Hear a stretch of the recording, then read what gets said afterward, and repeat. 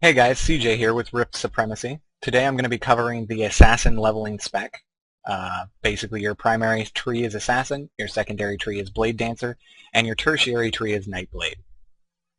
What we're looking at here is every 3 levels you will be getting an additional point, so that allows you to bounce back and forth between the Assassin and the Blade Dancer tree. The mainstay of our points will be going into Assassin initially, and then we'll fill up Blade Dancer as we progress in levels. What we're looking at here is starting out, we're going to get our first 3 levels in Ruthlessness, which increases your critical hit chance. We're going to put the 1 extra point into Combat Expertise, which increases your hit chance. Level 4 and 5 will go into Ruthlessness, thus increasing your critical hit chance even more. And level 6, we're going to put a point into Puncture. We come back over to the Blade Dancer tree for our point there, put another point into Combat Expertise. Then back to the Assassin tree, we're going to pick up Murderous Intent for levels 7 and 8, which are going to increase your physical damage output all across the boards. Level 9, we're going to put a point into Cloak and Dagger, and then come over here to Blade Dancer for our additional point into Combat Expertise. Levels 10 and 11, we're going to finish up with Cloak and Dagger, and then 12, we're going to put 1 point into Silent Footsteps. Come back over to the Blade Dancer tree, put a point into Combat Expertise there, and then head back to the Assassin tree as we're leveling. Right now we're at level 12. We're going to put level 13, finish up Silent Footsteps. Level 14 and 15 are going to be Cruel Vengeance, and then our point into Combat Expertise. Level 16 is going to be Backstab, and then 17 and 18 are going to be Magnify Pain. We come back over to the Blade Dancer tree for our additional point. We're going to put that in Reprisal there. Then moving on, for levels 19 and 20, we're going to put 2 points into Cruel Vengeance, and level 21, we're going to come up here for Improved Stealth, which is the best thing in this tree. It makes your stealth last permanently, so that's really good. Our extra point will come over here for Blade and Fury. We'll put it in there. Then levels 22, we're going to put 1 into Foul Play. 23 is going to be Subterfuge, and 24 is going to finish up Subterfuge.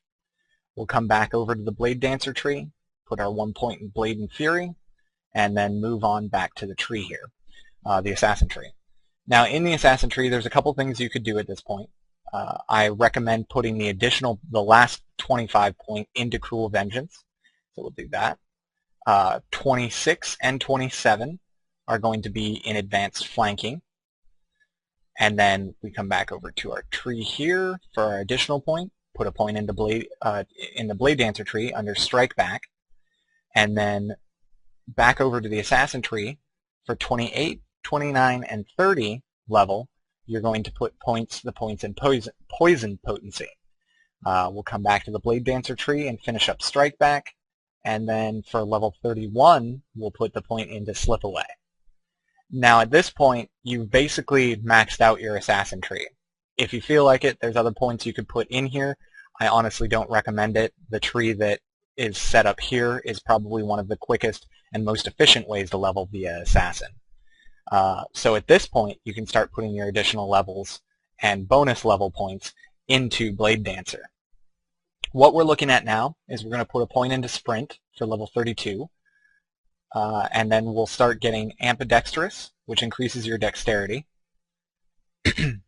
Then we're going to go with Combat Culmination for the 3 points there. And 1 more point into Ambidextrous for the final point there. And then we'll put a few points here in Deadly Dance. That's a really good skill, basically because instead of using Final Blow, you'll be using Deadly Strike as your finisher, because the Blade Dancer finisher Deadly Strike does more damage than the Final Blow one does. That's in the Assassin tree. Now we're going to pick up Flash of Steel and Counterbalance.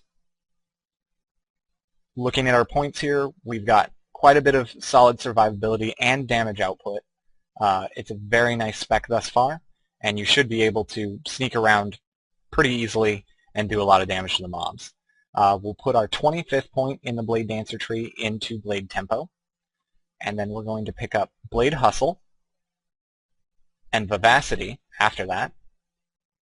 Our 31 point talent in the Blade Dancing tree is Dancing Steel. it's a very, very heavy damage skill if you have more than 2 targets. So if you've got 2, 3, 4, or 5 targets, Dancing Steel is your go-to option. It does a lot of damage. We'll come back down for our 32nd point into Disengage. Disengage, basically anytime you parry